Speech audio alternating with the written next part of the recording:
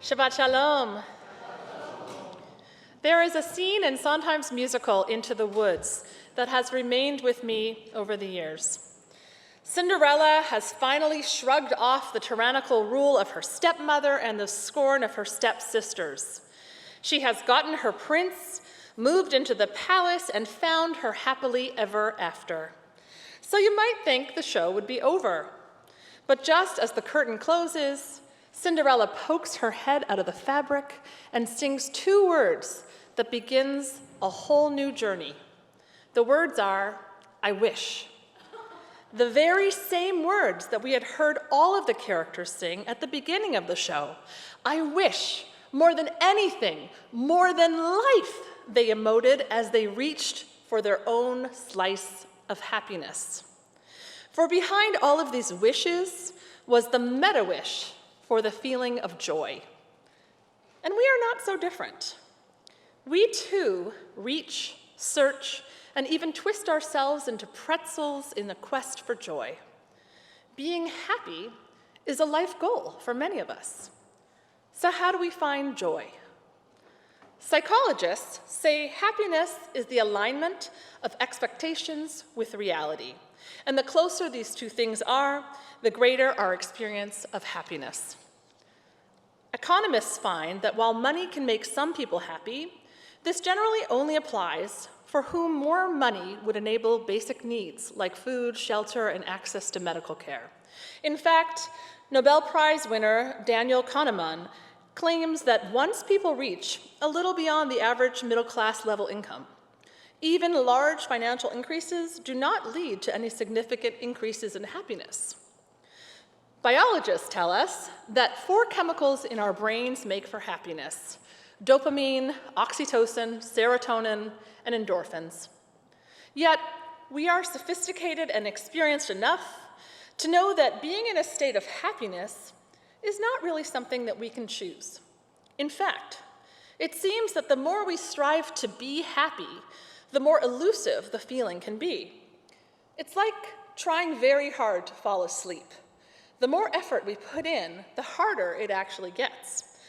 And as a result, many of us find ourselves picturing that we will be happier in the future, or imagining that we were happier in the past, or that we might be happier if we were with other people or doing other things. As a persecuted community, Jews have known unspeakable sadness and hardships over the centuries, and so happiness is all the more valued and cherished. Judaism has much to teach us about happiness. As the psalmist said, "Happy are those who dwell in the house of Adonai." In other words, our happiness is tied to our spiritual state. When we are open to connecting to what is holy within ourselves, as well as looking for what is holy within others, we may find our focus will shift. Like a sibling who lets go of a long-held argument to embrace his sister, our perspective will change as we filter out the things that get in the way of spiritual connection. Think about a partner who risks letting himself be vulnerable, sharing his innermost thoughts with his mate. These moments of connection are so deep that they are spiritual experiences. Such moments can also happen when we are alone, admiring the awesomeness of waves roaring on the beach, or the feel of perfect weather, or the sound of a song that touches us deeply. When we find moments of spiritual connectedness, we open ourselves to feeling whole. This leads to a kind of deep happiness and a sense of well-being. In the Zohar, it is noted that the same letters are used for the word besimcha, to be in a state of happiness, and the word machshava, which means thought. The kernel of this teaching is that happiness is linked to being mindful of our thoughts, to being awake to the moments in which happiness is available to us so that we can experience it. When we are fully present, we are able to see the myriad of good things that happen throughout the day and to let these experiences open our hearts with joy. This past week, we may have noticed another instance of Manhattanhenge, in which the sun sets in direct alignment with the crosstown avenues. The sunset is literally framed by the cityscape, and beautiful pinks, purples, and golds shine momentarily through the streets. Many people stop and admire the view, snapping photos. Yet we experience similar sunsets all the time. Maybe they don't align to the streets in the same way, but the dance of light is always available to us on clear days, when we allow ourselves to be present for more moments in our lives.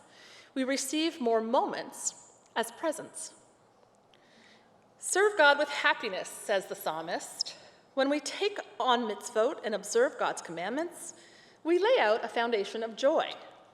As Rabbi Arthur Green aptly said, a mitzvah is a place where you can meet God. Of course it makes you happy. When the Israelites wandered through the wilderness for 40 years, some were given the task of carrying the Holy Ark. A bystander remarked, "How heavy that ark must be, with those massive stone tablets inside of it." One of the carriers replied, "It isn't heavy at all. The ark carries those who carry it." When we fulfill a mitzvah, we are lifted, raised up. Think about how it feels to share your meal with someone in need or donate your time to a worthy cause. We experience a sense of happiness of being useful and an agent for good in the world. In Genesis we read, "It is not good for one to be alone," and Eve is created. Happiness is often found in community. Our lives are intrinsically woven into each other's in a finely balanced web of connections. Our happiness is most often defined by relationship. As Jews, we mourn, celebrate, and pray in community. And with this comes the potential for rejoicing with others. When we gather in community, we break out of our isolation. We are seen, we are heard, and we are lifted up by others. Who is wise? One who is happy with their lot, say the sages in Pirkei Avot. Integrating a practice of gratitude can help to cultivate joy. Rather than seeking to be in a state of joy, Judaism teaches us to be active. We are told to rejoice in Shabbat. Rejoicing is an active process. We achieve happiness through action. On Shabbat, we set the stage for rejoicing with food, drink, and community. We offer prayers of gratitude. We beautify our surroundings. We sing heartfelt melodies of thanks together. And in doing all of these things, we enhance our potential for happiness. There are times when we cannot do this, when it is perfectly right to sit with our sadness and anger. But on occasions, when we can actively embrace happiness, whether through a sense of gratitude or appreciation or connection to others, we achieve happiness.